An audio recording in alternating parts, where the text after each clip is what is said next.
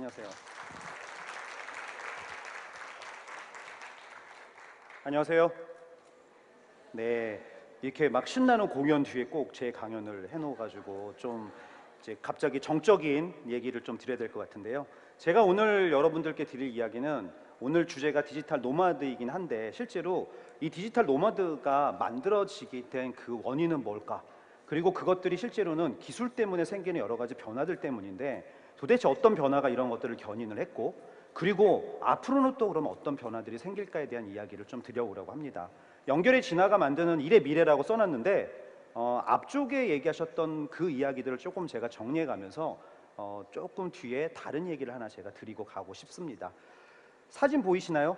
1900년 뉴욕 사진입니다. 빨간색 동그라미 보이세요? 뭘까요? 1900년 뉴욕. 저 빨간색 동그라미는 자동차고요. 1900년 뉴욕에는 자동차보다는 저렇게 마차가 가득한 거리였습니다.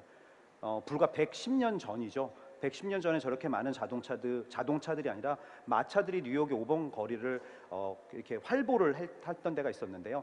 그 옆에 사진은 1913년 똑같은 뉴욕 5번 갑니다. 뭐가 달라졌죠?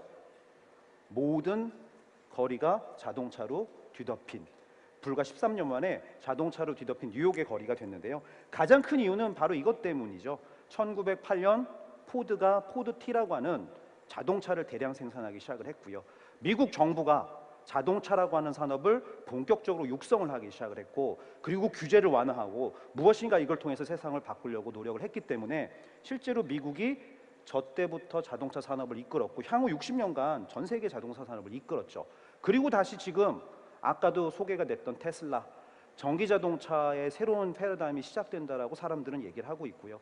이 전기 자동차 역시도 뭔가 연결성을 가지고 무엇인가 새로운 가치를 만들 거다라고 하는 얘기를 하고 있습니다. 하나를 더 보여드릴게요. 1908년 미국, 먼 거 같이 보이세요? 어딜까요, 여기가? 도서관 같기도 하고 뭐 우체국 같기도 하고 아까 뭐 손민아 작가가 소개한 전화국 같기도 하죠. 저기는 사실은 전화국이 아니라 FBI가 만들어 놓은 데이터 센터예요.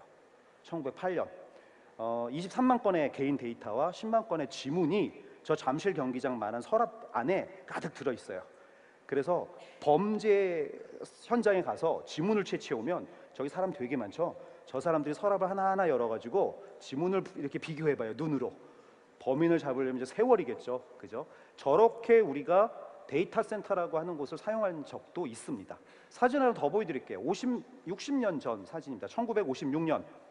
IBM이라고 써있는 저 박스 보이시나요? 두 명이 밀고 있고 두 명이 땡기고 있어요.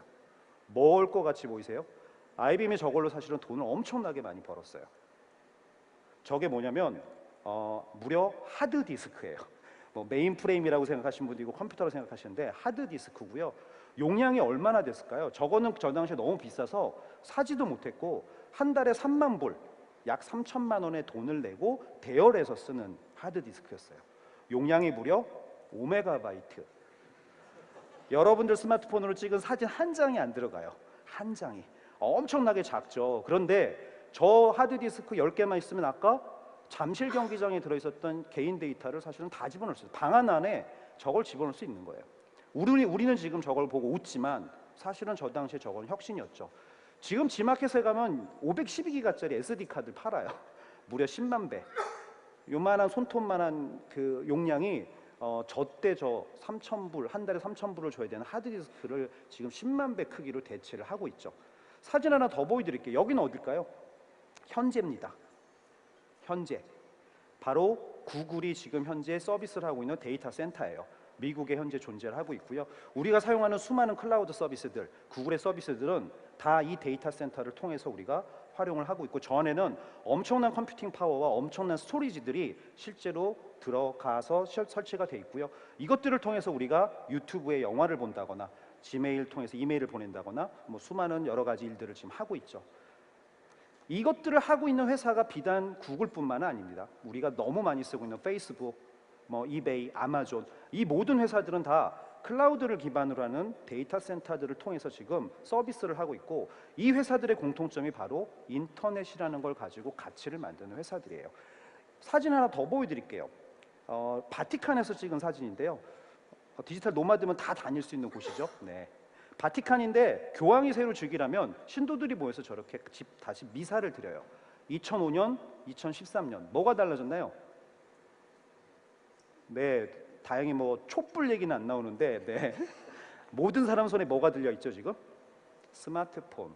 모든 사람 손에 스마트폰이 불과 저 8년 사이에 다 들리게 됐습니다. 여기 계신 분들 중에 혹시 스마트폰 안 쓰고 계신 분 계신가요? 제가 잘 안 보여서 그러는데 있으신가요 혹시? 제가 안 보이지만 아마 단연코 없을 거라고 생각이 들어요. 왜냐하면 스마트폰이라고 하는 거는 이미 여러분들에게는 필수품이 돼 있기 때문에. 아까 손민아 작가도 누누이 여러 차례 그 스마트폰의 이야기를 했지만 제가 여기서 질문 하나 좀 드려볼까요? 요즘은 스마트폰이 초등학교 학생들도 쓰고 있어요. 그죠? 초등학교 학생들 쓰고 있는데 초등학교 학생들한테 너 스마트폰 쓸 때 제일 짜증날 때 불편할 때가 언제야? 라고 물어보면 뭐라고 답변할까요?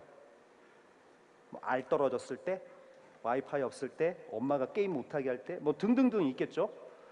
그런데 어떤 초등학생들이 이런 얘기를 해요.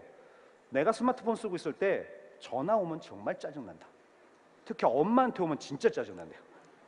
엄마들 반성을 하셔야 될 것 같은데 우리는 지금 웃죠. 왜 아니 전화기에서 전화가 오는데 뭐가 짜증이 날까? 제가 질문 한번 드려볼게요. 여기 계시는 분들 지금 다 스마트폰을 쓰고 계시는데 스마트폰을 언제부터 썼는지는 제가 질문을 드리지 않겠습니다. 다만 지금 쓰고 있는 스마트폰, 아이폰과 갤럭시가 나온 이전에 썼던 폰들 혹시 기억나세요? 피처폰이라고 했고 3G 폰이라고 2G 폰이라고도 우리가 얘기했었죠. 이오리 폰, 뭐 문근형 폰, 가로 본능 폰, 블루블랙 폰, 뭐 DMB 폰 기억나세요? 아마 다 기억이 나실 거예요. 왜냐하면 그것들을 사용을 하셨기 때문에. 그때 그 폰을 가지고 여러분들이 가장 많이 하셨던 게 뭔가요? 뭐죠? 전화, 문자, 또 뭐 셀카나 게임을 가끔 하지만 그거 위에는 잘 생각나는 게 없죠. 그러면 제가 다시 한번 질문 드려볼게요. 지금 여러분들이 스마트폰을 다 갖고 계시는데 그걸 가지고 가장 많이 하는 게 뭘까요?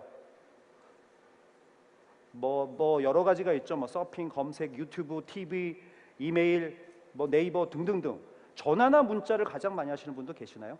아마 있긴 하실 거예요. 하지만 전화나 문자보다는 소위 우리가 지금 인터넷이라고 하는 거를 스마트폰을 가지고 가장 많이 할 거예요.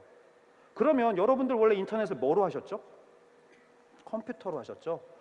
초딩들이 왜 스마트폰을 쓸 때 전화가 오면 짜증이 나냐면 초딩들은 어릴 때부터 이걸 전화기라고 생각하지 않았어요. 컴퓨터, 엄마 아빠가 나한테 비디오를 보여주고 뽀로로를 보여줬던 멀티미디어 플레이어 이렇게 생각을 했지 전화기라고 하는 것들은 관심이 없었죠. 그런데 그 전화기라고 생각하지 않는 이 컴퓨터에 전화가 오면 어떻게 되나요? 내가 보고 있는 비디오, 내가 하고 있는 게임을 뒤로 돌리고 전화가 앞으로 넘어와요. 짜증이 나는 거죠. 하지만 우리는 아까 똑같은 얘기를 비슷한 얘기를 손민호 작가가 했지만 우리는 어릴 때부터 유선 전화도 받고 무선 전화도 받고 피처폰도 썼고 삐삐도 썼었어요. 그리고 지금 그 폰이 스마트폰이 됐죠. 그 얘기는 결국 무슨 얘기냐면 우리에게는 전화기가 그냥 진화를 한 거죠.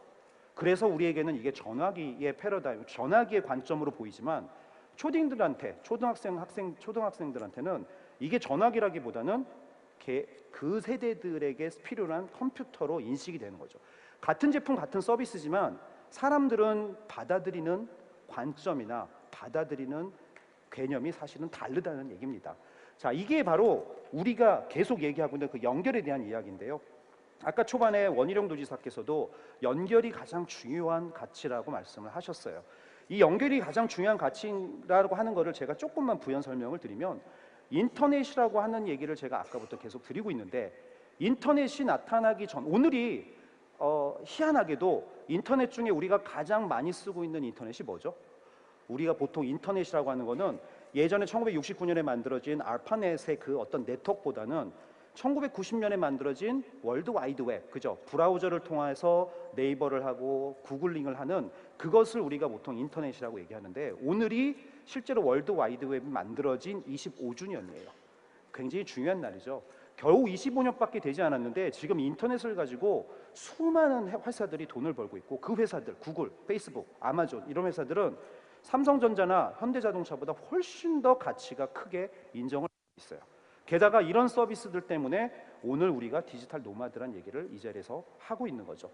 인터넷이라는 게 나타나서 아까 말씀드린 것처럼 오프라인에서 있었던 수많은 것들을 인터넷이 대체하기 시작했어요. 그래서 오프라인에서 경쟁력을 잃은 곳들이 많이 사라졌고요.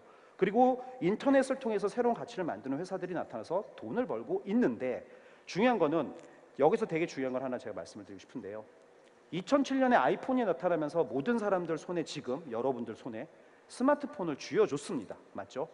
이 스마트폰이 생기고 나서 굉장히 중요한 게 하나 바뀌었는데 무엇이 바뀌었을까요? 예전에 여러분들 2000년대, 1900년대 말에 인터넷을 하셨을 때 한번 기억을 더듬어 보시면요. 회사나 집이나 어디에서든 얘가 인터넷 하고 싶으면 어떻게 했어야 했죠? 분명히 컴퓨터라는 곳을 찾아가서 컴퓨터를 켜고 인터넷이라는 걸 아마 하셨을 거예요. 강남에서 내가 맛집을 찾고 싶을 때 어떻게 하셨죠? 어떻게 하셨죠? PC방을 가셨다고 거짓말 하시는 분들 계세요. 근데 강남에서 맛집을 찾고 싶으면 전화를 하거나 미리 조사를 해서 나갔어야 돼요. 지금은 집이나 회사에서 인터넷, 이메일 어떻게 보시나요? 그냥 스마트폰으로, 그죠? 그리고 강남에서 맛집 찾을 때 어떻게 찾으시나요? 그냥 스마트폰으로.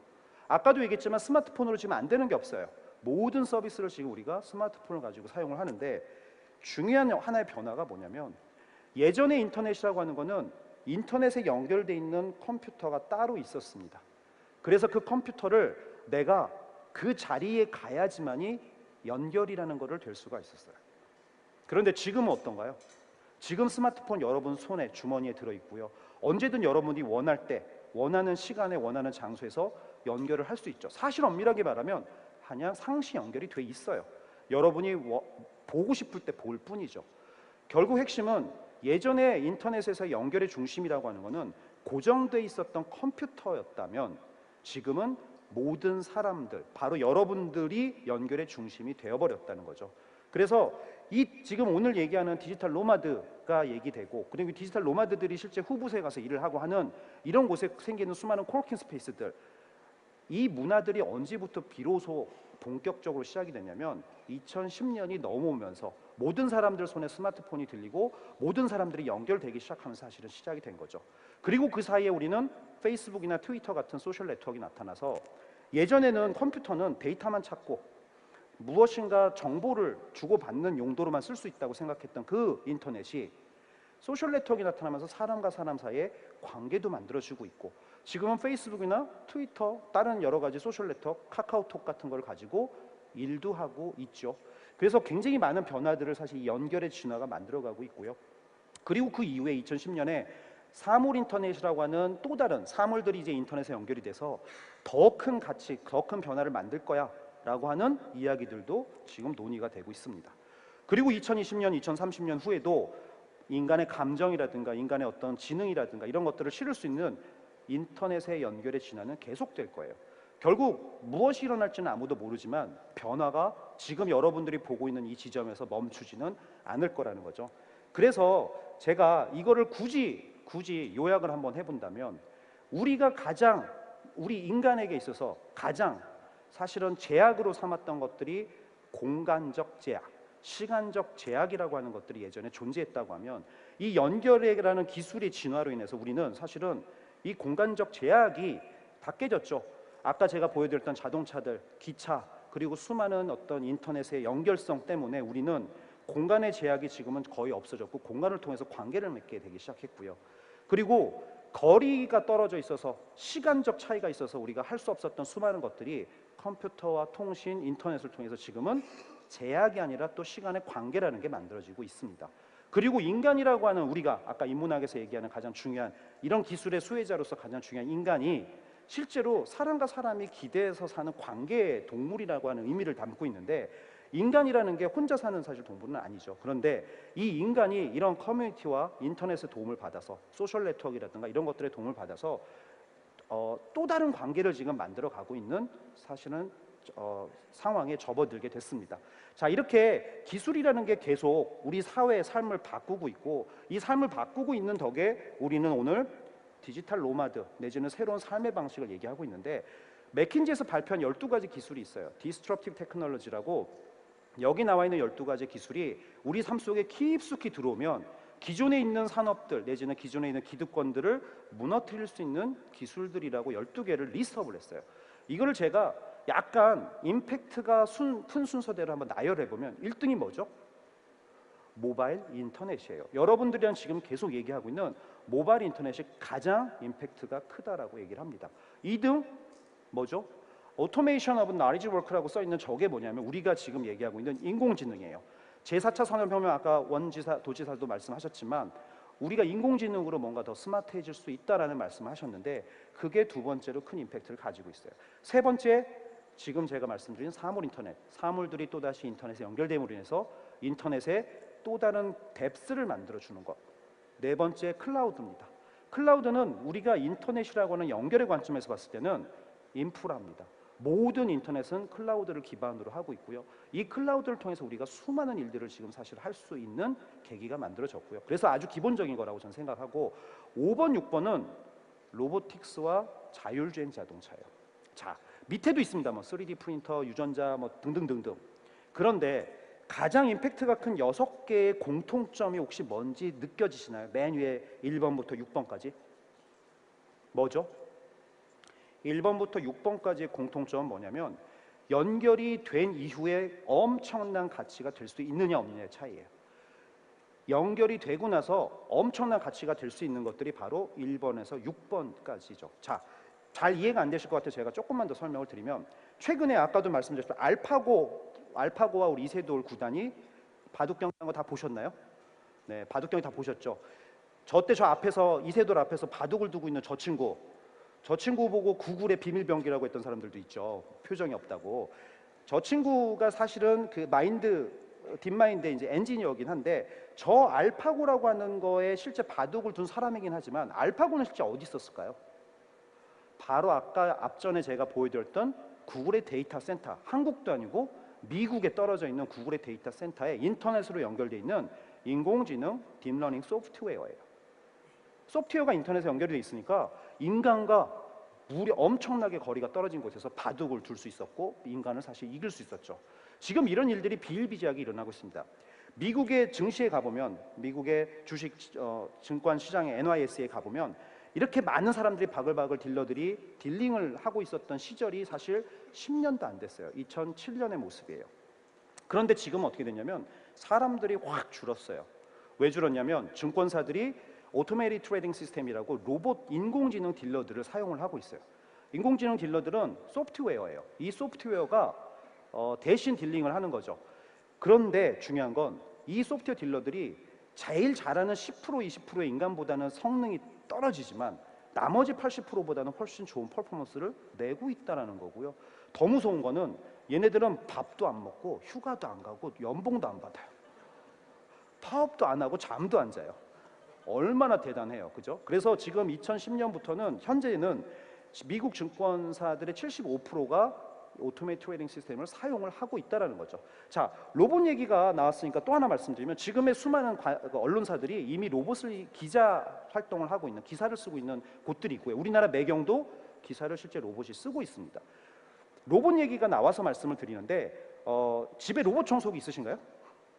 로봇 청소기가 왜 포텐셜하냐면 아직 로봇이라고 하는 것들이 우리 삶 속에 이렇게 보급이 많이 안 돼 있는데 이런 것들이 보급이 되면 사실은 굉장히 큰 가치가 있겠죠. 그런데 이 집에 있는 로봇 청소기가 똑똑하다, 스마트하다고 생각하시는 분 계세요? 저는 어떤 사람까지 봤냐면 로봇 청소기 켜놓고 얘가 큰 쓰레기를 빨아들이지 못하니까 자기가 먼저 가서 줍고 의자에 부딪히면 자기가 의자를 치워주고 도대체 누가 주인인지 모르는 그런 상황을 연출하는 것도 사실 봤는데요. 로봇 청소기가 왜 스마트하지 않냐면 쟤네들이 인공지능이 들어있다, 퍼지가 들어있다라고 얘기하지만 실제로는 저 로봇 청소기는 인터넷에 연결이 돼 있나요, 안 돼 있나요? 돼 있지 않아요. 그 얘기는 결국 뭐냐면 인터넷에 연결이 돼서 더 많은 프로세싱, 더 많은 인공지능을 통해서 다양한 어떤 그 잡들을 할 수 있지 않다면 사실은 스마트해지기 어려운 거죠. 앞으로 그래서 저것들이 더 많이 그 개선이 되고 진화할 수 있는 여지는 있죠. 작년에 이런 사고가 있었어요. 혹시 보셨나요? 한 남자가 일요일 날 주말에 쉬고 있는데 와이프가 로봇 청소기를 킨 거예요. 엥 다니다가 머리를 빨아들였어요. 그런데 안 빠져갖고 119가 출동을 해서 지금 구조를 하는 사진이에요. 이 사진이 나오니까 인터넷에 이런 기사가 달렸더라고요. 드디어 로봇이 인간을 공격하기 시작했다.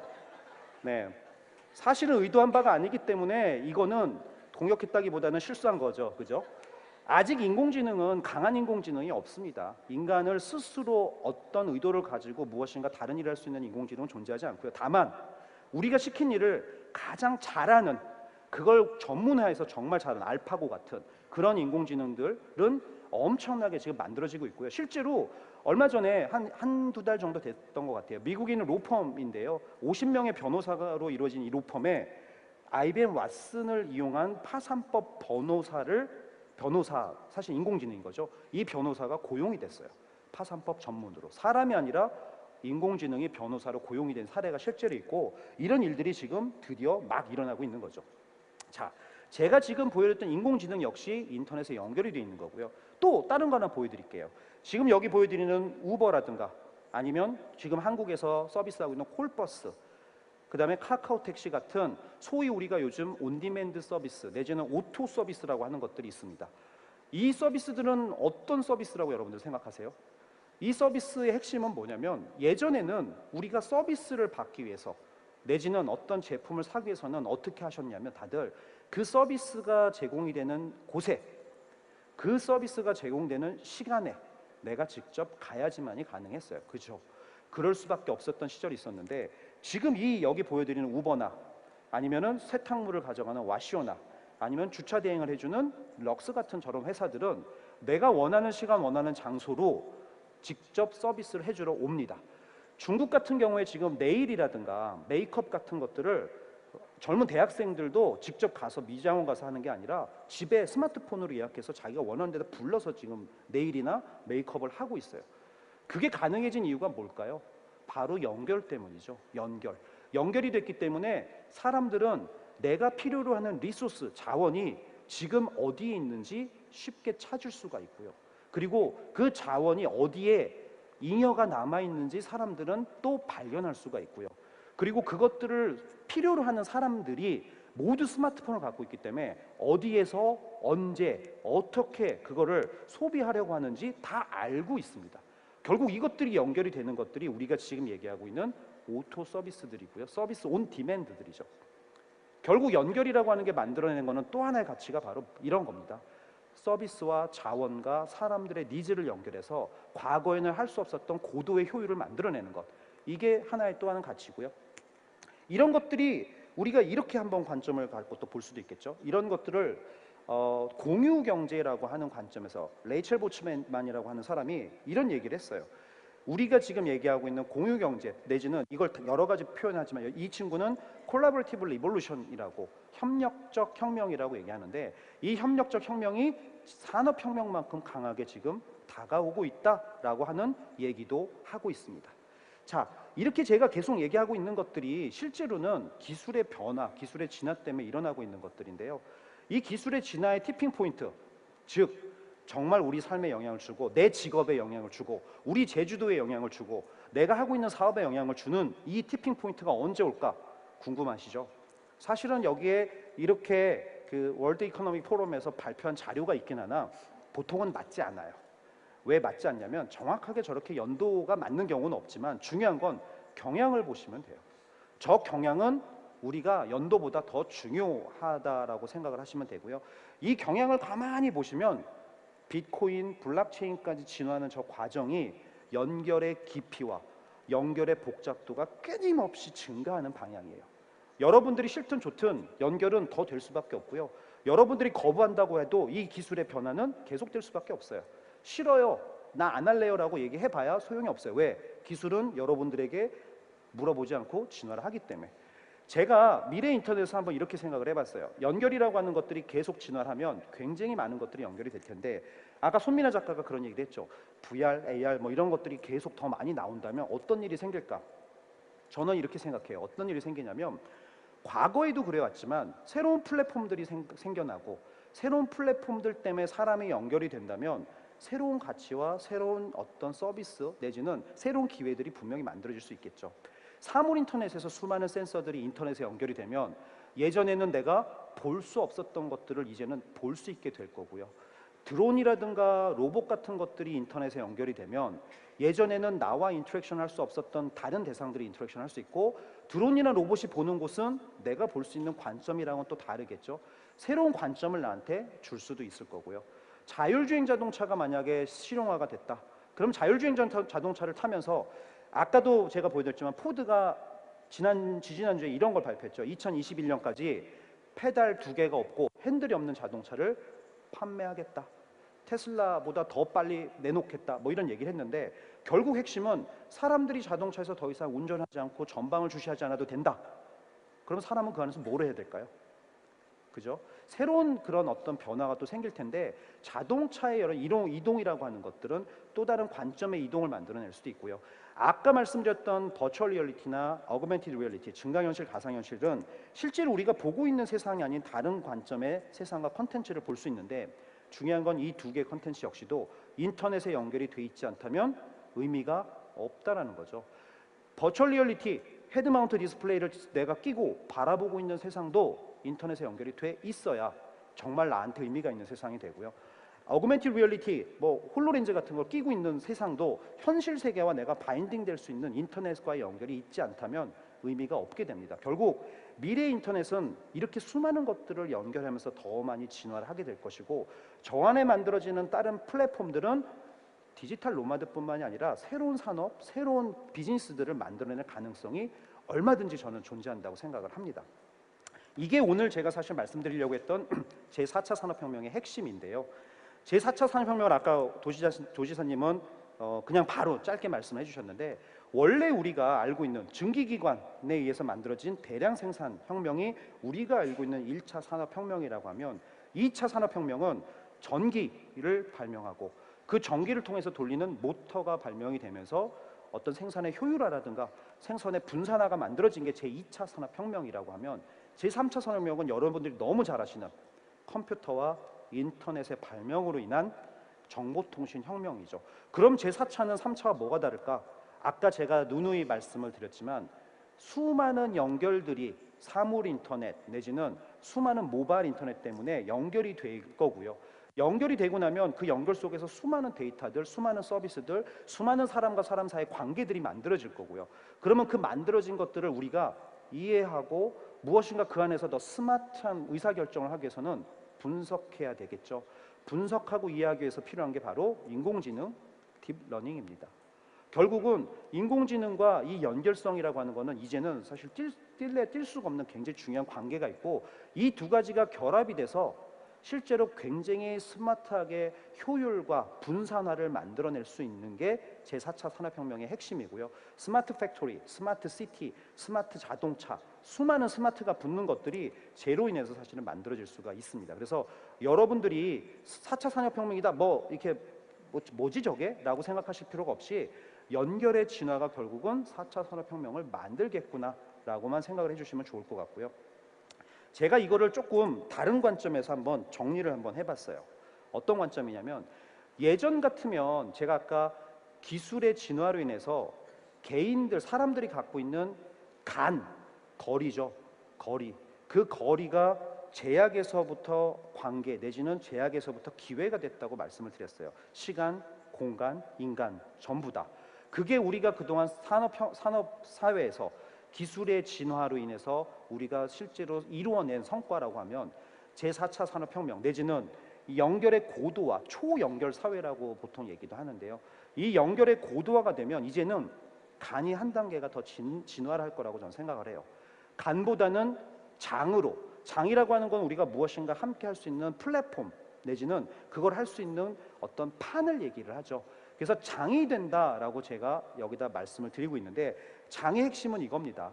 뭐냐면 예전에는 폐쇄적이고 이익이 가장 중요했고, 그리고 내가 소유하는 게 중요했고, 그리고 그 소유한 것을 통해서 물리적 이익을 만들어내는 게 중요했고, 그리고 물리적 이익을 나눠 갖는 게 중요했고, 이 물리적 이익을 가지고 보호하고 계속 유지하기 위해서 독점하고, 그리고 이것들을 할 수 있는 산업을 보호하고 그 사람들끼리 모으는 게 실제로 가장 중요한 가치였다고 하면, 앞으로는 그렇지 않은 쪽으로 진화를 할 수 있다.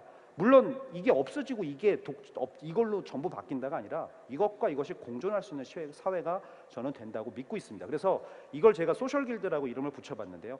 개방적이고 가치를 지향하고, 이익보다는 가치를 지향하고, 함께 협력하고, 그리고 관심과 공간과 위치 기반이 아니라 관심과 지식 기반의 공동체로서 사람들이 공유와 개방을 통해서 새로운 가치들을 만들어내는 것, 이게 이제 소셜 길드의 핵심이라고 생각을 하는데, 우리가 지금 얘기하고 있는 디지털 노마드, 사실은 저는 그 소셜 길드의 멤버들이 그 디지털 노마드라고 생각을 하고 있고요. 이런 시대가 됐을 때, 간의 시대에서 장의 시대가 됐을 때 결국은 개인들은, 창조적 개인이 가장 중요해지는 시대가 된다는 거죠. 로봇, 인공지능, 연결성, 수많은 컴퓨터의 고도된 성능들이 아까 제가 증시에도 보여드렸지만 사람보다 더 일을 잘하는 시대가 됐을 때, 그러면 우리는 무슨 일을 해야 될까? 우리는 더 창조적이고 더 협력적인 일을 해야 되고요. 더 중요한 거는 창조적이고 협력적이면서 이 기술들을 정말 잘 활용하는 사람이 돼야지, 기술이 싫다고 기술을 활용하지 않는 것보다는 활용하는 사람이 훨씬 더 의미 있는 결과를 만들어낼 수 있겠죠. 그래서 저는 창조적 개인의 시대가 될 거라고 믿고 있고요. 이 창조적 개인은 기본적으로 연결된 개인입니다. 그리고 이 연결된 개인은 다시 말씀을 드리지만 한 명의 개인이 아니고요.